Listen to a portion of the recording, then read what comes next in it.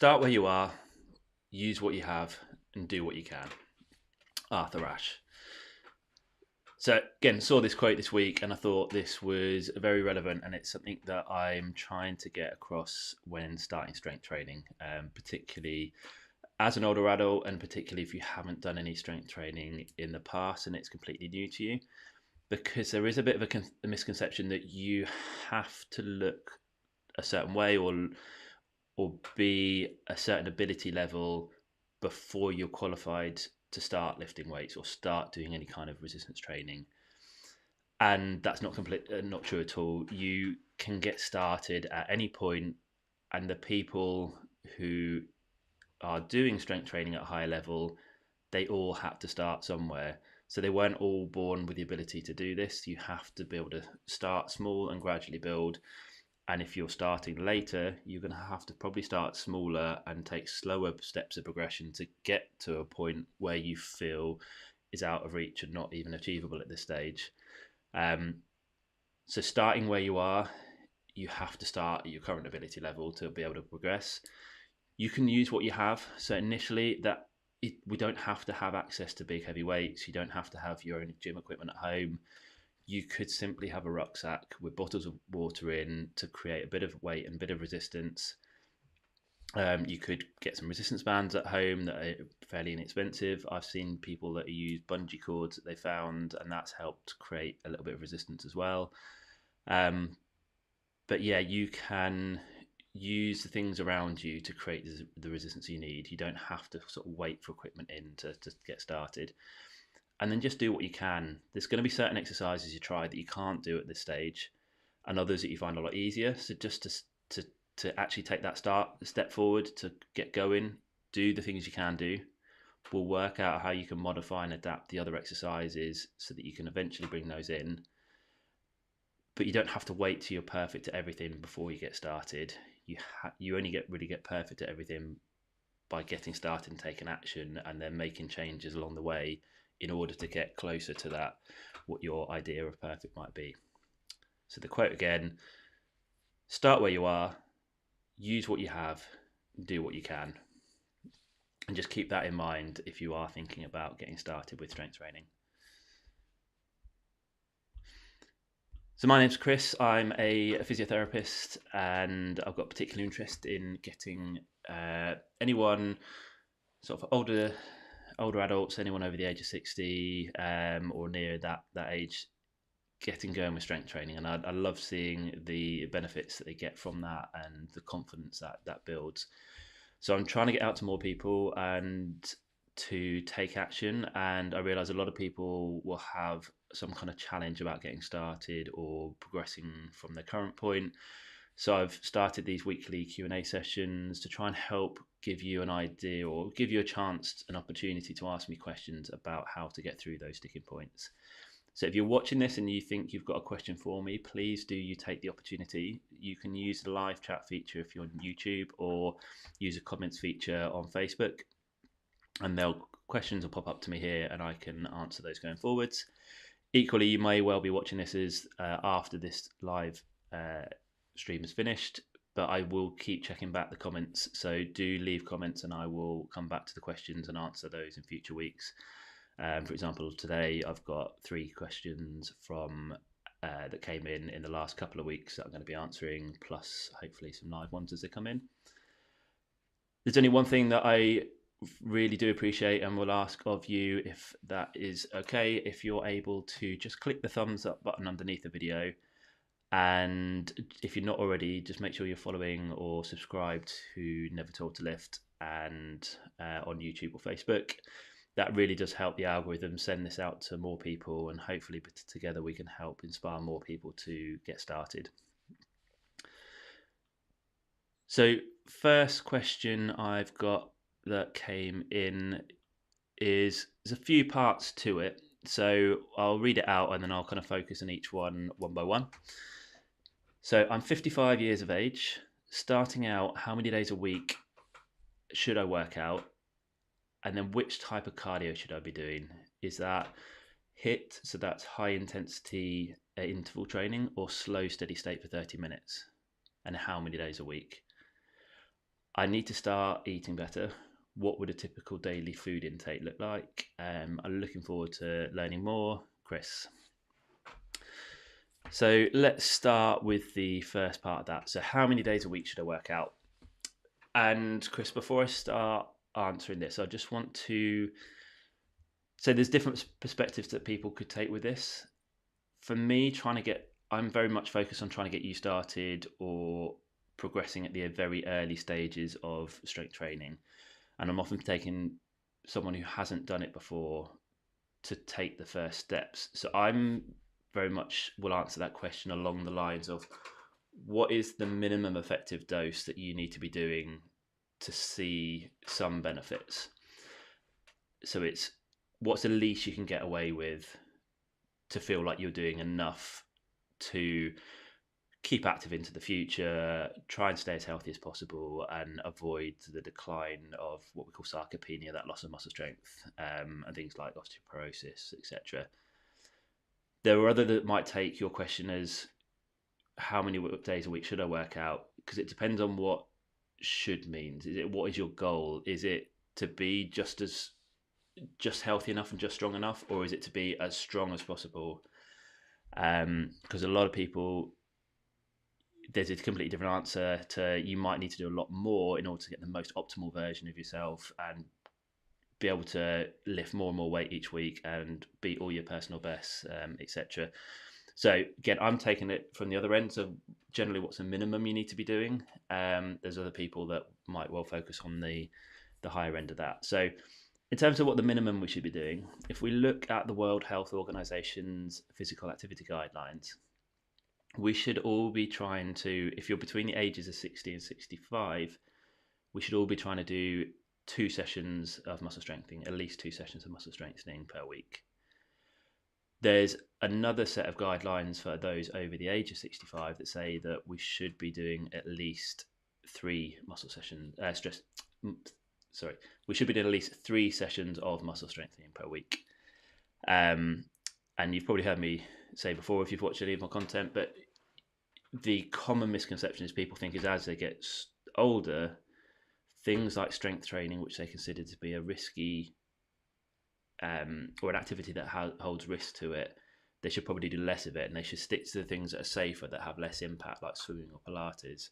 And whilst they're great, it's the things like the strength training that they neglect, and the activity guidelines there recognise the fact that over 65 we're going to have even more accelerated loss of muscle strength. So we actually need to be doing more to counter that. So 3 sessions. So if you're at 55 at the moment and you're just starting out and you just want to be doing enough, 2 sessions is enough. I would try and kind of encourage you to get in the habit now of doing 3 sessions, so that when you turn 65 in 10 years, that's just your normal. That's not something you have to take even more effort and concentration to try and get to that point. In terms of your next question, what is the best type of cardio I should be doing and how often? Again, I'm looking at this from what is the minimum you need to be doing. And if we're looking back at those World Health Organization guidelines, they talk about the minutes of aerobic activity. So if we're looking at, we're basically looking per week, it's 150 minutes of moderate intensity exercise or 75 minutes of vigorous intensity exercise. So both scenarios, you're trying to get your breathing rate up and you're trying to get yourself out of breath. But moderate, you would still be able to hold a conversation with someone if you wanted to.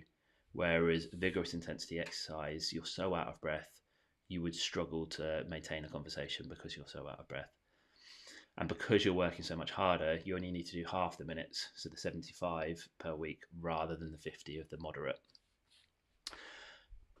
There are some good things out there. So I've got a Garmin watch. So whenever I'm doing anything like running or any exercise, or I put it on for hikes or walks sometimes, it will track the number of minutes I am in a particular heart rate zone. Because the breathlessness is kind of an easier way of representing what your heart rate zone is, and that's generally what the more important thing is.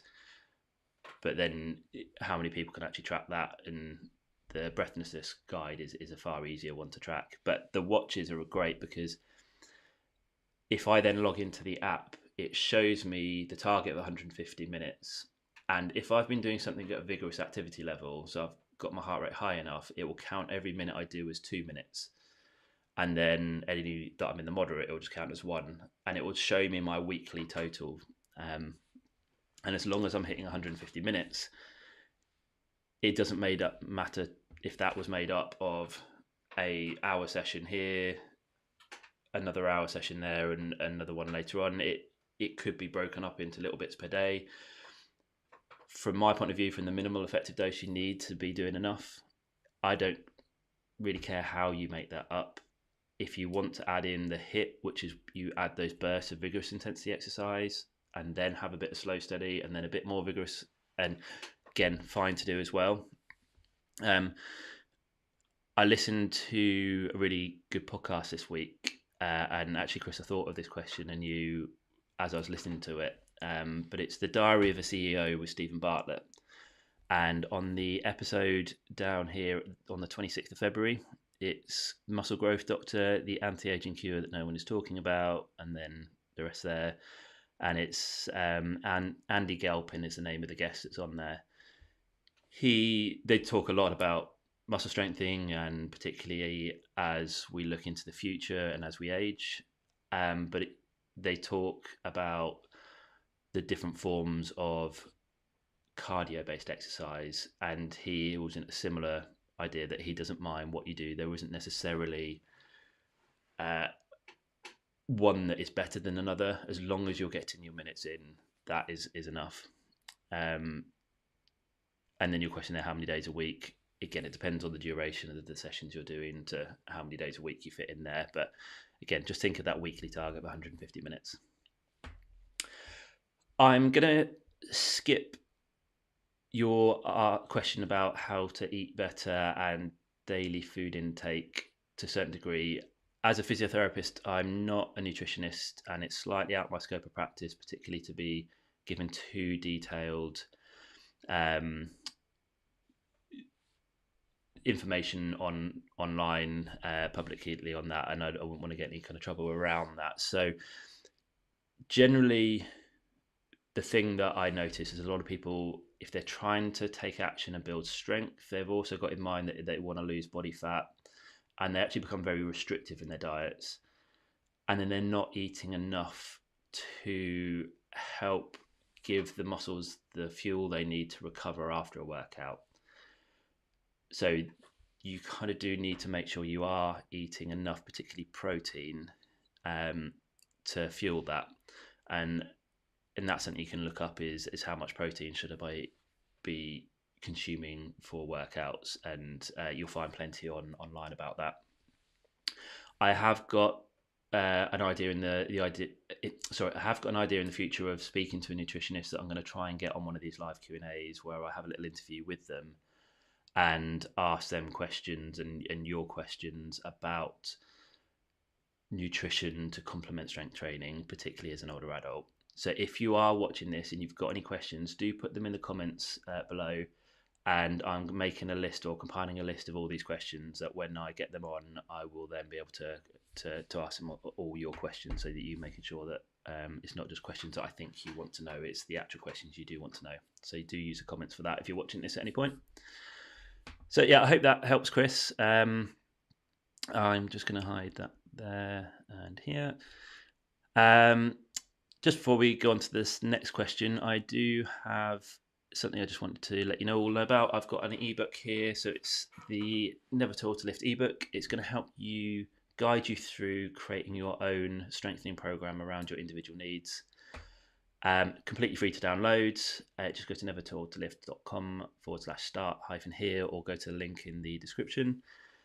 And then I was going to ask if she's watching, but I can see that Kim is on with us. So I'll just say hi to Kim because she's been working through the ebook, and I think she must be on week 5 now. I think that must be right.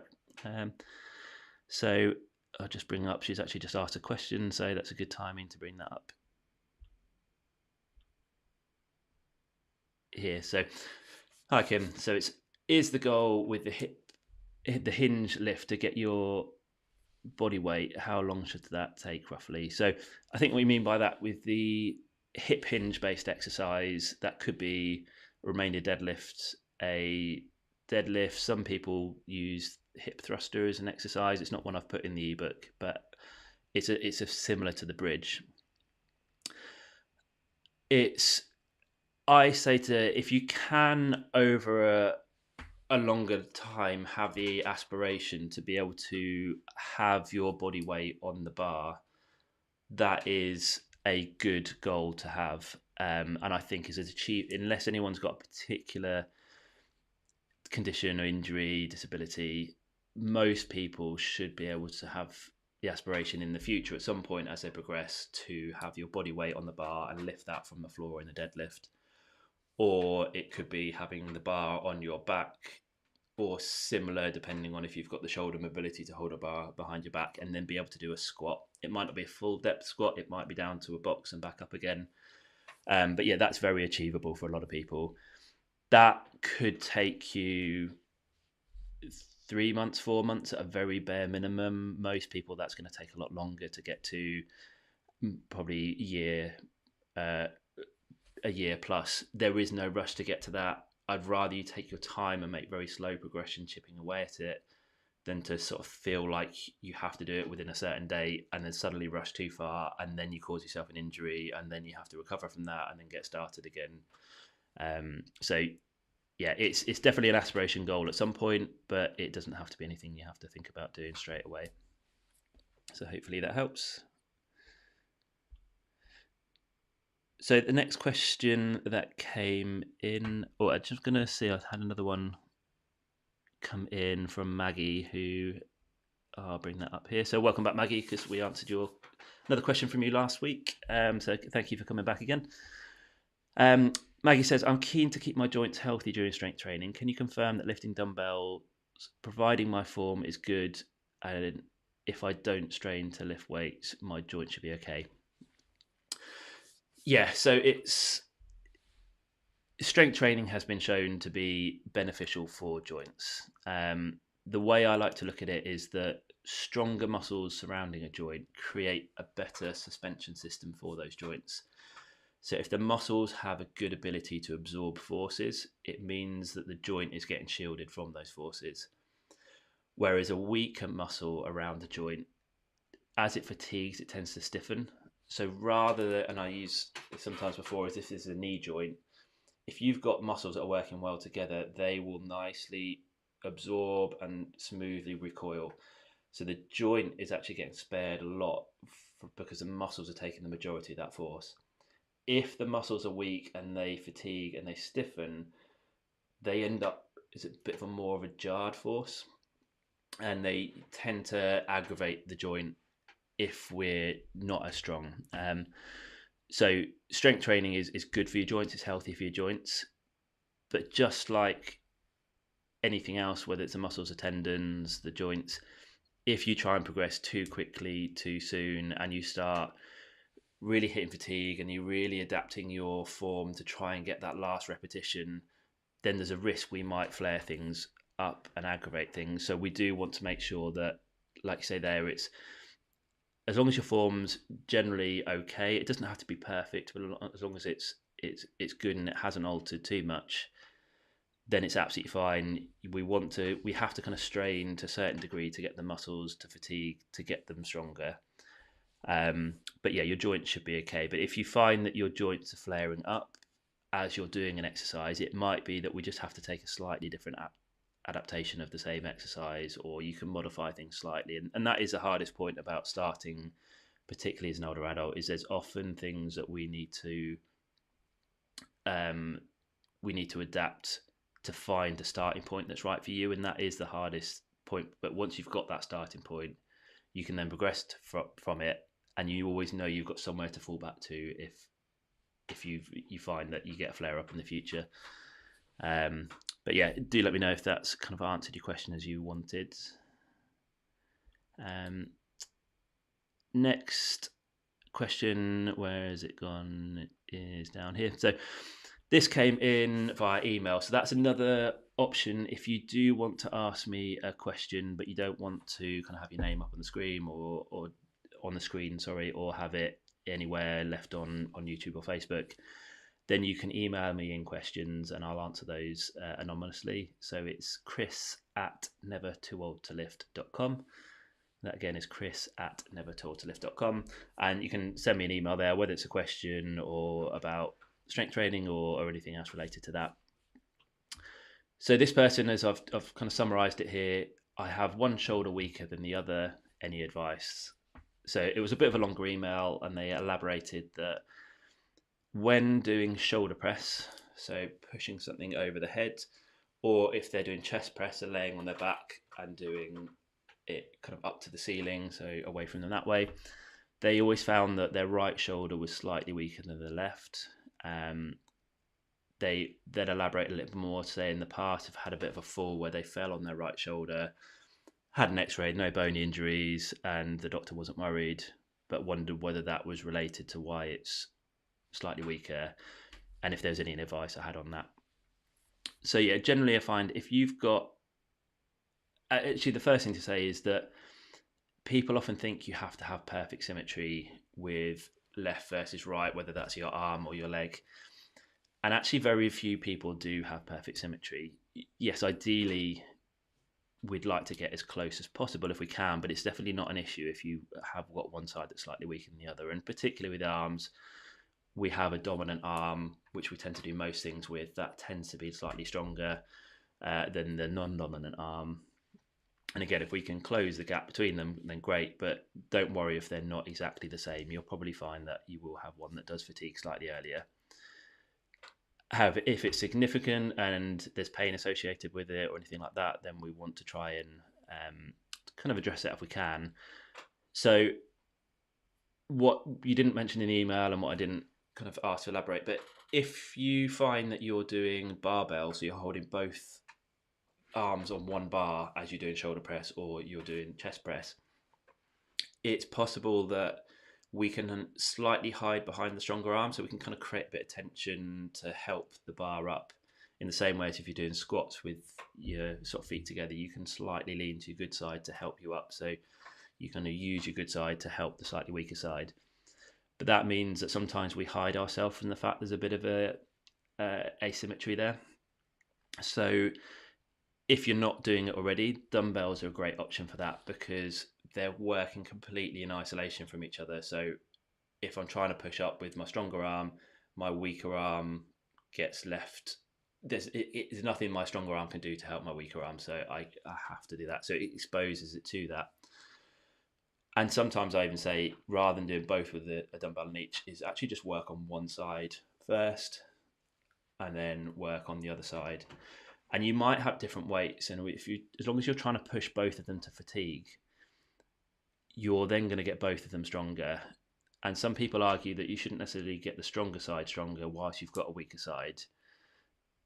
But I generally find that you'll eventually kind of catch up closer. And if you catch up, if you're working your stronger side up as you're trying to work the weaker side, you're giving yourself a better target to catch up to. So when it does catch up, both of them are stronger, rather than just neglecting one side just to help the other side, if that makes sense. So doing unilateral exercise is really good, and that's great for the legs as well. So once you've got a good base of doing things like squats and exercises along those lines, actually doing something like a single leg squat, or you might go onto a leg press if the balance is an issue, and just do single leg versions of the same exercise, helps to identify if there is a weakness in one side that you can then try and work on there. The other thing that is really useful is, particularly if there has been a history of an injury, is sometimes the smaller muscles around the shoulder, what we call the rotator cuff muscles, sometimes it's a bit of weakness, sometimes it's just a bit of an kind of, what's the word I'm looking for? They're not working well in sync with each other anymore, so they're not working the most efficient they can. Often that's in reaction to pain initially. Sometimes we get this inhibition where muscles don't work because the pain kind of sending a message to them for stop. So you get some that take over and there's some that aren't as strong as they could be. And then once the pain goes, that's now your new normal pattern, and it's not the most efficient, particularly with shoulder press and chest press. And sometimes we just have to get the brain to remind the muscles how they should be working in sync together again. So I did bring this video up a couple of weeks ago, but I'll bring it back here. Let me just skip to a point. So this is a nice exercise like here, because by having the arm out of this out at your side, we put the pecs in a position where they can't do much of the rotation. Because if the arm's by my side and I try and pull in and across, and a lot of people, if they are doing any kind of rotation for the shoulder, do that. The pecs can do a lot of the work, and the lats can do a lot of the work on the way out. Whereas here, the pecs are quite relaxed. So I'm just holding a 2 kilo dumbbell there, just taking my arm back, and then coming forwards again. About 10 to 15 of those, trying to get relatively close to fatigue, but making sure you're not locking in with the pecs there. And then I tend to go into my side here, and then I'm making sure that as I lift up, I'm not rocking my body back to make it feel like I'm getting more movement. This is all coming from a rotation of the shoulder. And then I finish off with this one where your arm stays straight, and as you lift up, you're just making sure, again, you're not rocking the body back. You're just lowering to the floor, coming back up to vertical. So that there is a nice little routine of exercises to work some of the smaller muscle groups in the shoulder, and then you can work on the press exercises as well. And also don't neglect the pull exercise, and you can again do those single arms. So you could hold a resistance band and just do one arm at a time, and make sure there's no weakness there. So hopefully that helps. If you're watching this and you have any follow-up questions about that, or if anyone has any follow-up questions about that, then do let me know. Just thought I'd take the opportunity to plug these. If you want to make a little bit of statement at the gym, let people know that you're never told to lift. I do have these kind of t-shirts, hoodies. So you've got water bottles and mugs there that are branded that you can have a little look at. So just never told to lift.store, and the link is down in the description below there. So do have a look at that. And then I come on to the last question that I had in advance this week is, what is the best way to recover from sore muscles? So I'm assuming this person meant the soreness you get after a workout. So we call that delayed onset muscle soreness, or DOMS, you often hear it referred to. So what is the best way to recover from DOMS is how I've kind of interpreted the question. And I've been in another little look this morning, and it kind of reflected is what my understanding has been in the past, is there's lots of things that people talk about are ways to try and reduce it. Some is massage, stretching, people are using ice baths now, and various things along those lines. And unfortunately, there's not a huge amount to show that you're going to reduce the time frame that the soreness lasts for. Some of those things, particularly the massage, sometimes the stretching, can have some nice short-term benefits, and you feel better for a little bit, but then you find that after you sit down, the soreness kicks back in again.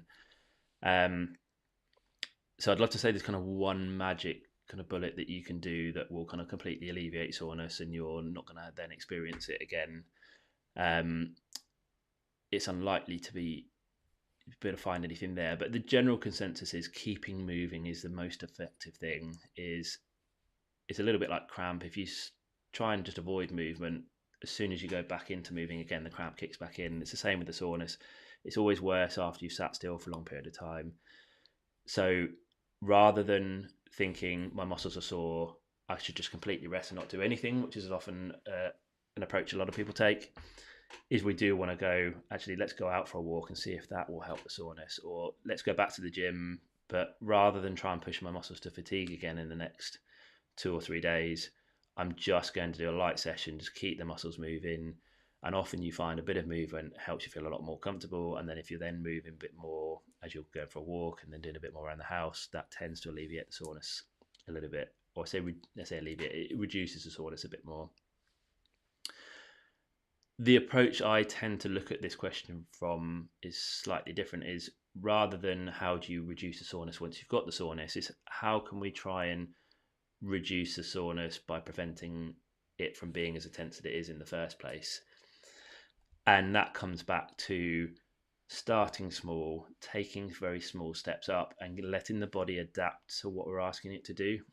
Because the DOMS, or that delayed onset muscle soreness, is a lot more intense if you go from a very low level to quite a high jump up to quite a more advanced level too soon.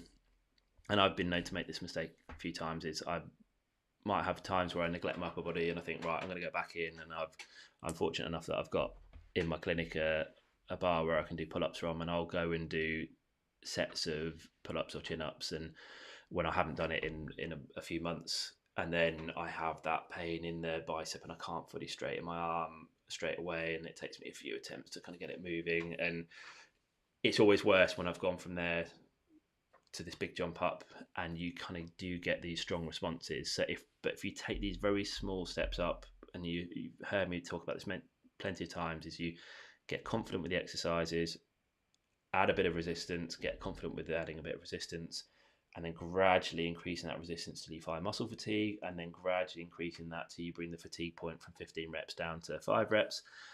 If you're doing that over a course of, say, 3 months, 4 months, you probably find you're not going to notice you get much in the way of soreness, or if you do, it's going to be a lot less intense than if you're taking these big jumps up and the muscles kind of get shocked and have to recover. And that can be quite intense. And if someone's very new to strength training and has never experienced that before, and it happens on their first 1 or 2 sessions, they think that might happen every time, and it puts you off wanting to start in the first place. And it definitely doesn't. If you're taking small steps up, you don't tend to get the same responses there. So that would be my approach to this, is rather than big jumps up, take very small steps. And if you are experiencing soreness, just try and keep moving. That's generally going to be the best thing. You can experiment with massages, stretches. You could go down the route of the ice bath, or any kind of cryotherapy or anything like that. It's like my cat knows, ignored me all morning and has popped in for the live chat like last week. Good. So I think hopefully that answers the question. But again, if you're watching, or if anyone watching this has got any follow-on questions from that, please let me know. That is the last question that I prepared for this week. So I'll give the last couple of minutes to see if any new questions coming in from anyone watching live and right now. And also, if you're watching live right now, is there anything you found particularly interesting there? I'd be always keen to hear any feedback on the questions you heard covered. And then whilst you're just thinking about that, just a quick reminder, the ebook you can get for free to help you get started with strength training is nevertoldtolift.com/start-here. Again, the link is in that description. If you don't like the idea of reading off a screen and you'd rather have a physical paper copy, then there is a paperback available from Amazon. So just search Never Too Old to Lift on Amazon and you'll find that there. I do also have a course that goes through the same theory. So if you don't have to go down the course, you can get it all from the ebook for free. But if you wanted a slightly more interactive way of going through that content, and you wanted some access to me via group Zoom calls on a weekly basis, so you can go through any sticking points you might be having, you might well be interested in the course. So that's nevertoldtolift.com/course, and that's a Stronger for Life course. And a reminder that if you want to get any of those branded t-shirts, you can find those at nevertoldtolift.store. Maggie says, gorgeous cat. So yeah, we're about 2 years old now. I've got two cats here, but I'm slightly embarrassed on the names, so I'm not going to say on the names, but maybe another time I'll tell you those. Good. So I think that's everything there. So I am back again next Wednesday at 12 o'clock, as I am every week. The only one that may change in the near future is during the Easter holidays. But if I don't do it at 12, I will do it at some point during the day. But I will keep you informed next week about that. Good. And I say, if you're watching this after the time and you're not watching this live anymore, please still use the comments to ask me questions, because I will answer those in future weeks like I have today. Thank you. Have a great week.